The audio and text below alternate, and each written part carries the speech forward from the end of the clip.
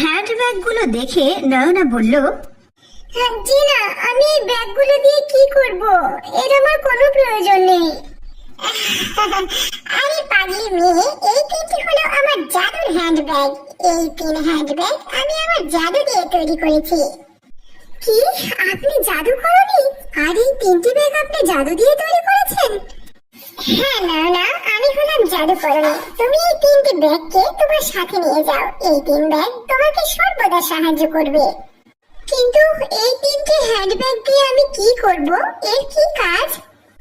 প্রথম ব্যাগ থেকে বিভিন্ন রকমের রং বেরঙের সুস্বাদু খাবার, আর দ্বিতীয় ব্যাগ থেকে টাকা পয়সা, আর তৃতীয় ব্যাগ তোমার সমস্ত মনের আশা পূর্ণ করবে।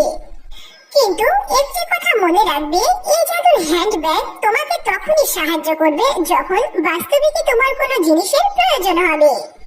এরপর নয়না তিনটি জাদুর হ্যান্ড ব্যাগ নিয়ে বাড়িতে চলে আসলো আর তার মাকে বলল, মা, দেখো, ওই ভালো মানুষটি কে ছিল জানো? উনি হলেন জাদুকরণী, আর ওই জাদুকরণী আমাকে তিনটি হ্যান্ড ব্যাগ দিয়েছে।